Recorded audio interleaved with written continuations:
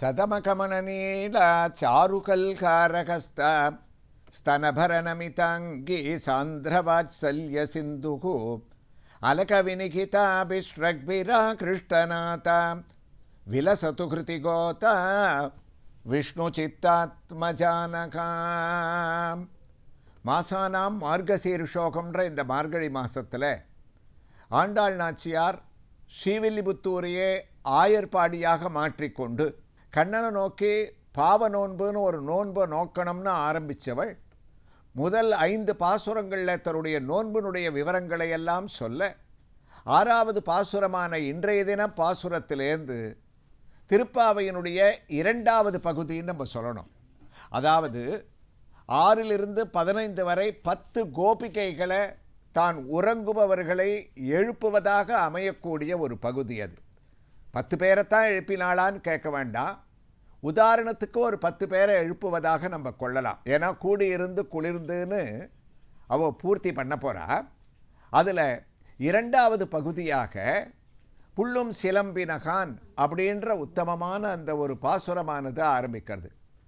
புள்ளும் சிலம்பினகான் புள்ளரையன் கோயில் வெள்ளவிழி சங்கின் பேரரவம் கேட்டிலையோ பிள்ளாய் எழுந்திராய் பேய்முலை நஞ்சுண்டு கள்ளச்சகடம் கலக்கழிய காலோச்சி வெள்ளத்தரவில் துயிலமர்ந்த வித்தினை உள்ளத்து கொண்டு முனிவர்களும் யோகிகளும் மெல்ல எழுந்து ஹரியன்ன பேரரவம் உள்ளம் புகுந்து குளிர்ந்தேலோரெம்பாவாயே. இந்த பகுதியினுடைய அழகு என்னன்னா, வெளியில் இருக்கக்கூடிய கோபிகைகள் உள்ள படுத்துன்னு இருக்கிறவளை ஒரு கேள்வி கேட்குறதும் அவர்கள் பதில் சொல்கிறதும் ஒரு கேள்வி பதிலாக அமைவதாக ஒரு ஐதீக்கியம். ஆனால் எல்லை இளங்கிலேயேன்ற ஒரு பாட்டு கேள்வி பதில் பகுதியாகவே அது தானாகவே இந்த இடத்துல நமக்கு அமையிறது. இவா சொன்னா, அம்மா நீ காலம்பரையே நம்ம எழுந்துக்கணும், நாட்காலே நீராட வேண்டும்னு பேசினமே, இன்னும் தூங்கின்னு இருக்கியே. உள்ளே படுத்துன்னு இருக்கக்கூடிய கோபிகை கேட்குறா, இன்னும் பொழுதே விடியலையே, பொழுது விடையிறதுன்றதுக்கு என்ன அடையாளம்? இந்த 5ஆம் பாசுரத்தினுடைய ஒரு தொடர்ச்சி, வாயினால் பாடி மனத்தினால் சிந்திக்க நாம சங்கீர்த்தனம்னு சொன்னவள் நம்ம எழுந்துக்களை பட்சிகள்லாம் கூட எழுந்திருத்துன்னு சொல்கிறதுக்காக புல்லும் சிலம்பினகான்னு ஆரம்பிக்கிறாளாம். பட்சிகள்லாம் கூட புல்லுனா பறவைகள்னு அர்த்தம். பறவைகள்லாம் கூட எழுந்தாச்சே, நீ இன்னும் தூங்கிட்டு இருக்கியே. அப்போ உள்ளே படுத்துட்டு இருக்கிற கோபிகைகள் சொன்னால், நம்ம ஊர் பறவைகள்லாம் எப்போவுமே கிருஷ்ணனையே நினச்சிண்டு கண்ணன் புல்லாங்குழல் ஊதின போது கூட பறவைகள்லாம் படுகாக கிடந்தன, அதில் அப்படியே மயங்கி இருந்தது. அதனால் உங்களை மாதிரி அதுகளுக்கும் கிருஷ்ண பக்தி ராத்திரி முழுக்க தூங்கவே இல்லை. அதனால் அது சத்தம் போட ஆரம்பிச்செடுத்து, அதை நீங்கள் பொழுது விடையிறதுக்கு அடையாளமாக நாங்கள் ஏற்றுக்க மாட்டோன்னா. சரி, அதை விட்டுடு. இவா பதில் சொன்னால், புல்லரையன் கோயிலில் வெள்ளை விலிசங்கின் பேரரவம் கேட்டிலையோ. புல்லரையன்னா கருடன்னு அர்த்தம். புல்னா பறவைன்னு சொன்னோம், அரையன்னா அதுக்கு தலைவன். புல்லரையன் கருடனுடைய கோயிலில் சுப்பிரபாதம் பாடுவதற்கு அறிகுறியாக சங்கநாதம்லாம் கேட்குறதே அது உன்னுடைய காதில் விழலையா? இன்னொரு அர்த்தம், புல் அரையன்னா புல்னா கருடனுக்கும் பேர், அவனுடைய அரையன் தலைவன். அதாவது கருடனை தன்னுடைய வாகனமாகவும் கொடியாகவும் தாங்கக்கூடியவர் மகாவிஷ்ணு. அதனால்தான பிரம்மோற்சவங்களில் கருட வாகனம் விசேஷம்னு சொல்கிறோம். அப்படிப்பட்ட அந்த புல்லரையன் கருடனுக்கு தலைவனான மகாவிஷ்ணுவனுடைய கோயிலில் வெள்ளை விழிசங்கின் பேரரவம் கேட்டிலையோ. வெள்ளை வெள்ளையல்னு இருக்கக்கூடிய அந்த சங்கை எடுத்து ஓதக்கூடிய பேரரவம் உனக்கு கேட்கவில்லையான்னா. அப்போது ஏன் வெள்ளை விழிசங்குன்னு சொன்னான்னா, சாதாரணமான சங்கை விட வெள்ளை வெள்ளையல்னு இருக்கக்கூடிய சங்கினுடைய நாதம் அதிகமாக கேட்குமா. ஆண்டாளுடைய பாவம் கற்பூரம் நாருமோ கமலப்பூ நாருமோ திருப்பவள செவ்வாய்தான் தித்தி திருக்குமோ சொல்லாழி வெண் சங்கேன்னு பின்னாடி நாச்சியார் திருமொழியில் அங்கேயும் வெண் சங்கேன்னு ஆண்டாள் நாச்சியார் சொல்லப்போறா. அந்த நாதம் உனக்கு நீ கேட்கலையா? அப்போ பார்த்தா அதை கேட்டுண்டு இவன் பேசாமல் இருந்தா பிள்ளாய் எழுந்திராய், பிள்ளாயின்னு கூப்பிட்றாளாம். பிள்ளைன்னா சிந்தவளே, உனக்கு இன்னும் அதிகமாக கிருஷ்ணானுபவம் போரலைன்னு நினைக்கிறேன். அதனால தான் உள்ளே படுத்துண்டு நாங்கள்லாம் இப்படி பணியில் வெளியில் நிற்கிறோம், நீ கேள்வி மேலே கேள்வி கேட்டுருக்கியே, கண்ணனை எழுந்து வந்து அனுபவிக்க வேண்டுமா? நீ அதுக்குண்டான சிந்தனைகளை பண்ண வேண்டாமா? பிள்ளாய் எழுந்திராய், இன்னும் பிள்ளையாவே நீ இருந்தாய் எப்படி? அப்போ உள்ள படுத்துன்னு இருக்கிறவ கேட்குறா, சரி நாம் எழுந்து வந்து என்ன பண்ண போகிறோம்? எதுக்காக இவ்வளவு சிற்றஞ்சிறுகாலையில் வந்து எழுப்புறேள்? உனக்கு ஆரம்பத்திலேருந்து சொல்லணும் போல இருக்குது. நம்ம கண்ணனை நோக்கித்தானே நோன்பு நோக்க ஆரம்பிச்சிருக்கோம். அந்த கண்ணனுடைய 2 சேஷ்டிதங்களை சொன்னால், அவனுடைய லீலைகளை சொன்னால் உனக்கு புரியும்னு நினைக்கிறேன்னு அடுத்து வரக்கூடிய வரிகளில் பகவான் கிருஷ்ணாவதாரம் பண்ணி நந்தகோகுலத்தில் நுழைஞ்சு முதலாக பண்ண 2 பால லீலைகளை இந்த பாசுரத்தில் சொல்கிறான். பேய்முலை நஞ்சுண்டு, கள்ளச்சகடம் கலக்கழிய காலோச்சி, வெள்ளத்தரவில் துயிலமர்ந்த வித்தினை. அந்த கண்ணன் யாரை குறித்து நம்ம பாட போகிறோம் தெரியுமா? பேய்முலை நஞ்சுண்டு.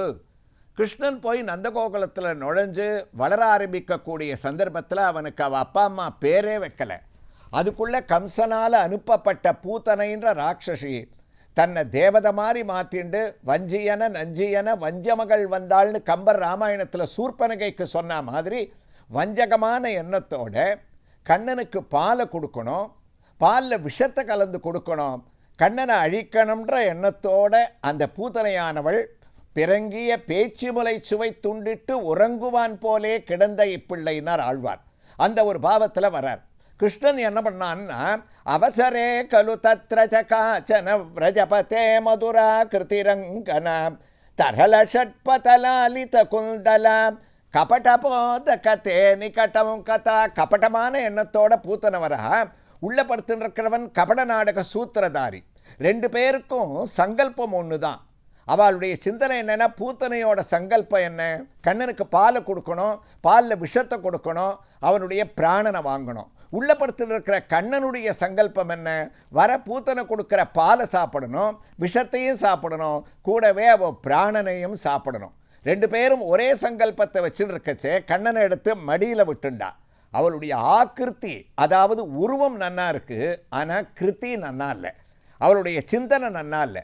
அதனால் சுவாமி அவளை அழிக்கணும்னு தீர்மானம் பண்ணி ஆண்டாள் சொன்னான், அந்த பூத்தனை கொடுத்த பாலையும் சாப்பிட்டான், விஷத்தையும் சாப்பிட்டான். அவள் கொடுக்காத அவளுடைய உயிர் இருக்க அந்த பிராணனையும் ஸ்தன்யேன கிருஷ்ண சகபூதனாயாக பிராணன் பபவும் லுப்த புனர்பபுவாம். யாதவாபிதயத்தில் சுவாமி தேசிகன் சொன்னார், அவள் பிராணனையும் வாங்கி சாப்பிட்டான். அதுதான் பிறங்கிய பேச்சுமலை சுவை துண்டிட்டான். அது ஒரு லீலையாம். அப்போ இந்த லீலையை ஆண்டாள் சொன்னாலே இதை கேட்பவர்களுக்கு பலன் என்னன்னு தேசிகன் சொன்னார். ரொம்ப அழகாக சொன்னார். இந்த ஒரு சரித்திரத்தை யார் கேட்குறாளோ அவளுக்கு பகவான் கண்ணன் என்ன பண்ணான்னா, இனிமே தாய்ப்பாலே அவளுக்கு வாழ்க்கையில் இல்லாத மாதிரி பண்ணிட்டானாம் தாயினுடைய பால். அது ஏன் அப்படி ஒரு பலனை சொன்னார்னா, இந்த கதையை கேட்டவாளுக்கு மோட்சம் மறுபிறவி கிடையாது, மறுபிறவி இருந்தால் தானே பிறந்து தாய்ப்பாலை சுவைக்க வேண்டியிருக்கும், அப்படி இல்லாமல் பண்ணிட்டேன்னு ஒரு பலன். உடனே அடுத்த லீலையை சொன்னால், முதல்ல இப்படி ஒத்தி வந்துட்டா, அடுத்தது கள்ளச்சகடம் கலக்கழிய காலோச்சி. வண்டி ரூபமாக சகடாசுரன்னு ஒருத்தன் வந்தான். அவன் கண்ணனை அப்படியே வண்டியில் கட்டி கீழே தொட்டிலில் விட்டுருக்கா. கோபிகைகள்லாம் வேலை பண்ணிட்டு இருக்கா. அந்த வண்டியில் வந்து புகுந்துட்டான். அந்த வண்டியை ஒரு சுழட்டி கண்ணனை அழிக்கணும்னு வந்தபோது சுவாமி என்ன பண்ணார்? தொட்டிலேருந்தே லேசாக காலை தூக்கினார். கள்ளச்சகடம், அவன் உண்மையான சகடம் இல்லை, கள்ளத்தனத்தோடு வந்திருக்கக்கூடிய சகடாசுரன்ற சகடம். அவனை எட்டி அப்படி உதைச்சாராம். ஆண்டாளுடைய பாவம், ராமாவதாரத்திலையும் ராமனை அழிப்பதற்காக முதல்ல ஒரு பெண் வந்தா, அவளுக்கு தாடகைன்னு பேர். கிருஷ்ணாவதாரத்திலையும் ஒரு பெண் வந்தா, அவளுக்கு பூத்தனேன்னு பேர். அங்கே அந்த தாடகையை அழித்து கையால் நிகிரகம், காலால் அகலிகைக்கு சாப விமோசனம்ன்ற அனுகிரகம். இங்கே என்னன்னா 2 சரித்திரமுமே காலாலையும் நிகிரகம், அந்த கையாலையும் நிகிரகம். கையால் பூத்தனை அழித்தார், காலை எடுத்து சகடத்தை சாடி போயின்னு அந்த காலால் ஒரு எட்டி ஒரு உதச்சார். உடனே தூளாக போயிடுத்து. அப்படி 2 லீலைகளை பூத்தனா ஜீவிதகராய நமகா சகடாசுரபஞ்சனாய நமகான்னு பண்ணிட்டு இருக்கக்கூடிய கண்ணன் வெள்ளத்தரவில் துயிலமர்ந்த வித்தினை. அவனை சாமான்யமாக நினச்சிக்க வேண்டாம். பார்க்கடலில் பாம்பனை மேலே படுத்துன்னு இருக்கக்கூடிய ஒரு வித்துன்னா விதைன்னு அர்த்தம். விதையை தண்ணியில் ஊற போட போட போட அது நன்னா வளரும். ஊற போடுவா தண்ணியில். அது மாதிரி பார்க்கடல்ன்ற தண்ணியில் அவன் தான் வித்தாக ஊறின்றிருக்கான். பிரளய காலத்தில் கடலில் அந்த தண்ணியில் ஆளிலை பாலகனாக ஊறின்றிருக்கக்கூடிய வித்து புவன விருட்சமாக வளரக்கூடிய துயிலமர்ந்த வித்தினை உள்ளத்து கொண்டு முனிவர்களும் யோகிகளும் மெல்ல எழுந்து ஹரியன்ன பேரரவம். அந்த சுவாமியை தியானம் பண்ணிண்டு நம்ம ஊரில் இருக்கக்கூடிய முனிவர்கள் யோகிகள், ஆண்டாள் அடிக்கடி 2 வார்த்தை சொன்னான்னு சொல்லுவோம் இல்லையா? அப்போ இதில் முனிவர்கள் தான் என்னன்னா மனசில் தியானம் பண்ணி தவம் செய்பவர்கள் முனிவர்கள். யோகிகள் அப்படின்னு சொன்னால் யோகாபியாசத்தால் கைங்கரியமாகிய தொண்டை செய்பவர்கள் குணநிஷ்டர்கள், கைங்கரிய நிஷ்டர்கள். இவா 2 பேருமே மெல்ல எழுந்து, ஆண்டாள் சொல்லக்கூடிய பாவம் நம்ம தூக்கத்திலேருந்து படுக்கையிலேருந்து எழுந்தோன்னா அலறிட்டு எழுந்துக்கக்கூடாதான். மெதுவாக எழுந்து மெதுவாக உட்காரணும். சில பேர் தூங்கச்சே எழுந்துக்கிறத பார்த்தாலே நமக்கு 10 நாளைக்கு தூக்கம் வராது, அவ்வளவு பயங்கரமாக இருக்கும். ஆனால் ஆண்டாளுடைய தத்துவம் மெல்ல எழுந்துக்கணும். மெல்ல எழுந்து படுக்கையில் உட்காந்து என்ன பண்ணணும்? ஹரியன்ன பேரரவம் உள்ளம் புகுந்து குளிர்ந்தேலோர் எம்பாவாய். காலம்பரை எழுந்துக்க செய்ய கையை தேய்ச்சின்னு ஹரிர் ஹரிர் ஹரிகே இன்றைய பொழுது நன்னா இருக்கணும்னு நினச்சிட்டே எழுந்துக்கணும். அந்த தத்துவத்தை இங்கே ஆண்டாள் சொல்கிறார். அந்த முனிவர்கள் யோகிகள் கூட மெதுவாக எழுந்து ஹரி ஹரின்னு சொல்லக்கூடிய அந்த ஹரேர் நாமைவ நாமைவ நாமைவ மம ஜீவனம்ன்ற அந்த ஒரு சத்தம் உனக்கு கேட்கலையா? நீ நாம சங்கீர்த்தனத்துக்கு எங்களோட எழுந்து வர வேண்டாமான்னு அந்த கோபிகையை நாம சங்கீர்த்தனத்தினுடைய வைபவத்தை சொல்லி உணர்த்தி நமக்கு விவரிக்கக்கூடிய அழகான பாசுரம் இன்றைய தின பாசுரமான புள்ளும் சிலம்பின காண்ற பாசுரம். புள்ளும் சிலம்பின கான் புள்ளரையன் கோயில் புள்ளும் சிலம்பின கான் புள்ளரையன் கோயில் வெள்ளை வீடி சங்கின் பேரரவம் வேட்டின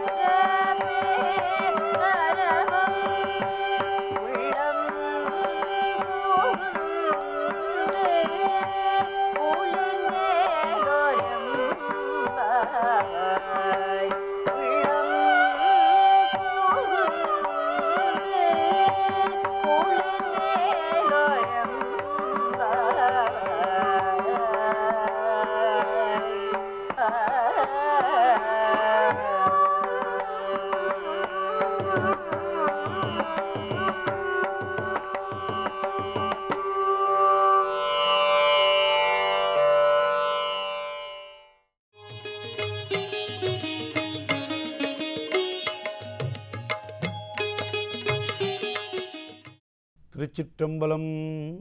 தென்னாருடைய சிவனே போற்றி, எந்நாட்டவர்க்கும் இறைவா போற்றி, காவாய் கனகத்திரளே போற்றி, கைலை மலையானே போற்றி போற்றி, கண்ணார் அமுதக்கடலே போற்றி, அண்ணாமலையும் அண்ணா போற்றி.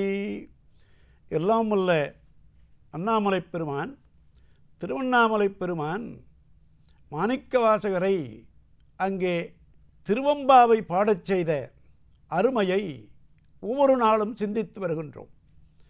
அப்படி முதல் நாளில் முதலாக இன்றைக்கு 6வது நாள் முடிய இன்னும் பல சிந்தனைகளை நம்முடைய செவிகளிலே ஊட்டி நம்மை அந்த பக்தி வெள்ளத்திலே இழுத்துச் செல்ல பார்க்கிறார் மாணிக்கவாசகர்.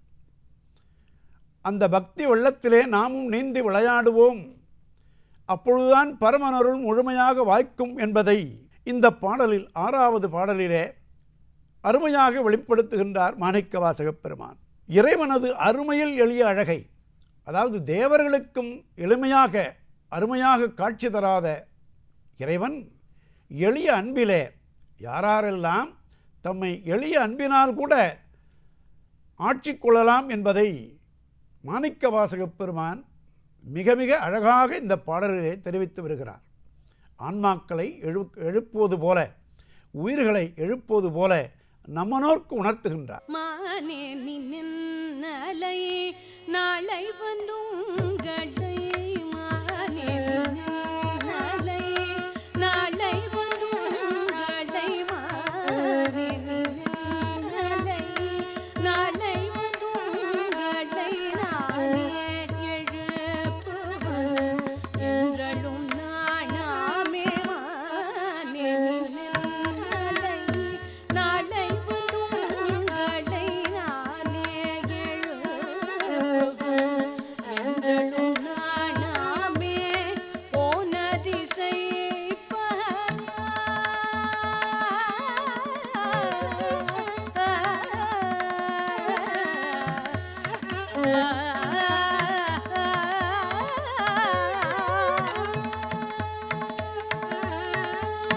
போன திசை பகராய் இன்னம் புலர்கின்றோ, போன திசை பகராய் இன்னம் புலர்கின்றோ, போன திசை பகராய் இன்னம் புலர்கின்றோ, வானே நீலனே பிறவே அறிவறியாய்,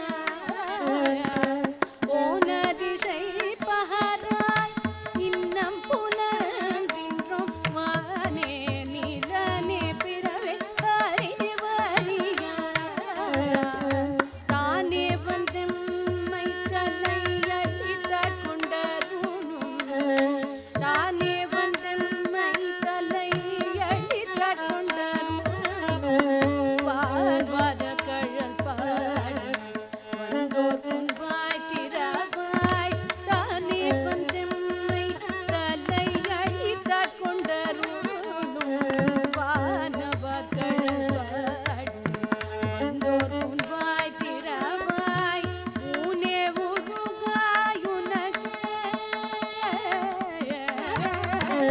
ஊனே உருகாய் உனக்கே உறும் எமக்கும், ஊனே உருகாய் உனக்கே உறும் எமக்கும், ஊனே உருகாய் உனக்கே உறும் எமக்கும், ஏனோர்க்கு தங்கோனை பாடேலோரெம்பாவாய், ஊனே உருகாய் உனக்கே உறும் எமக்கும், ஏனோர்க்கு தங்கோனை பாடேலோரெம்பாவாய்.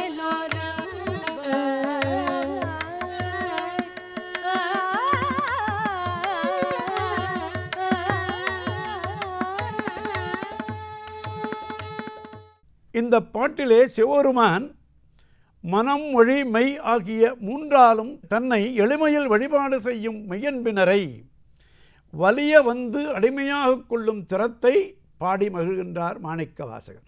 மானே நீ நென்னலை நாளை வந்து உங்களை, இந்த முதல் அடியிலே மானே, ஏன் கன்னிப்பெண்களை மான் என்று சொல்லுகிறோம் என்று சொன்னால், மான் மருண்ட நோக்குடையது. மருண்டுதல் மருட்சி. இங்கே ஓடலாமா அங்கே ஓடலாமா என்பது போல விழிகள் அங்கே இங்கே அலைகின்ற தன்மையினாலே மானே நீ நென்னலை, நென்னல் என்றால் நேற்று என்று பொருள். நெருநல், நேற்று, நெருநல், நென்னல் எல்லாம் நேற்றைய தினத்தை குறிப்பது. நெருநல் உளன் ஒருவன் இன்றில்லை என்னும் பெருமை படைத்து உலகு என்பது திருக்குறள்.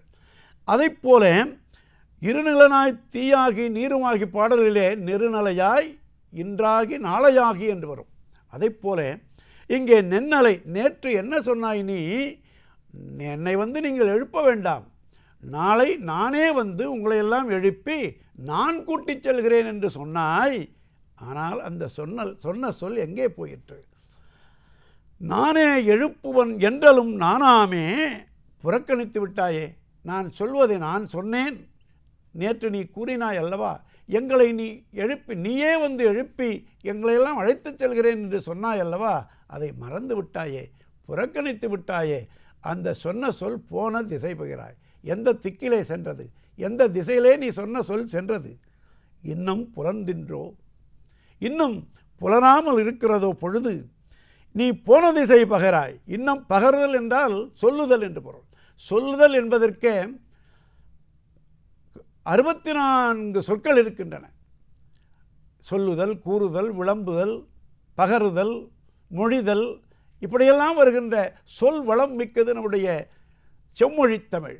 பக்தி மனத்திலே, பக்தி சுவையிலே அந்த சொல் நவில் தரும் நயன் போல சொல் தொடர்ந்து தொடர்ந்து பல பொருள்களை ஒன்றாக கூறுகின்ற மொழி வளம் மிக்கது தமிழ் மொழி என்பதை மாணிக்கவாசகர் இங்கே எடுத்து இயம்புகிறார். இன்னும் பகர்ந்தின்றோ, இன்னும் புலந்தின்றோ, போன திசை பகராய். வெள்ளி எழுந்து வியாழன் உறங்கிற்றம்மா, புல்லும் சிலம்பினகான் என்றெல்லாம் அந்த புலர்காலை பொழுதினுடைய அறிகுறிகளை சொல்லி, வானே நிலனே பிறவே அறிவறியான், விண்ணோர்க்கு விண்ணுக்கு ஒரு மருந்தை வேத விழுப்பொருள் என்று சொன்னது போல, ஞாலமே விண்ணே பிறவே அறிவறியான் என்று சொன்னது போல, வானே நிலனே பிறவே அறிவறியான். ஒவ்வொரு பாட்டிலும் இந்த மூவுலகிலும், இந்த பாதாளம் ஏழினும் கீழ் என்று சொல்லுகின்ற ஏழுலகமும் மேலுலகம் ஏழும் கூட அறிய முடியாதவன். அப்படிப்பட்ட அங்கிங்கனாதபடி எங்கும் பிரகாசமாக இருக்கின்ற பெருமான் வானே நிலனே பிறவே அறிவறியான், யாராலும் அறிய முடியாத இயல்பினனாக இருக்கின்றான் என்பதை திருமந்திரத்திலே திருமூலர் பெருமான் பாடுவார். யார் அறிவார் எங்கள் அண்ணல் பெருமையை, ஆரறிவார் இந்த அகலமும் நீளமும், பேரறியா பெருஞ்சுடர் ஒன்றதன் வேறறியாமை விளம்புகின்றேனே என்பார். யாராலும் அவனை அறிய முடியாது. ஆனால் எளிய அன்பினர்க்கு அவன் திருவருள் தானே பொழியும் என்பதைத்தான் வானே நிலனே பிறவே அறிவறியான் தானே வந்தம்மை தலையளித்து ஆட்கொண்டருளும். இந்த 5வது வரியிலே தானே வந்தம்மை, தானேன்னா அவனாகவே நாம் கூப்பிடாமல், நாம் அவனை வழிபடாமல் இருக்கின்ற பொழுது கூட அவனாகவே நானேயோ தவம் செய்தேன் சிவாய நம எனப்பெற்றேன் தேனாய் என் அமுதவுமாய் தித்திக்கும் சிவபெருமான் தானே நமக்கு அருள் காட்டுகின்ற தன்மையை இப்படி அந்த 5வது வரியிலே தானே வந்தம்மை தலையளித்து ஆட்கொண்டருளும் வான்வார் கடல் பாடி. அவனுடைய திருவடி இருக்கிறதே, அந்த தூக்கிய திருவடி இருக்கிறதே, நடனமாடுகின்ற நடராஜ பெருமானுடைய தூக்கிய திருவடி இருக்கிறதே, அதற்கு குஞ்சித பாதம் என்று பெயர். அந்த குஞ்சித பாதம்தான் நம்முடைய சஞ்சித பாவத்தையெல்லாம் தீர்க்கக்கூடியது. அப்படிப்பட்ட வான்வார் கடல் பாடி, கடல் என்றால் வீரக்கடல் என்ற அணிகலன் அணிந்த அவனுடைய திருவடிகள் வந்தோர்க்கு உன் வாய் தருவாய். நாங்கள் எல்லாம் அவன் திருவடியை பார்த்து கொண்டு வருகிறோம், பாடிக்கொண்டு வருகிறோம்.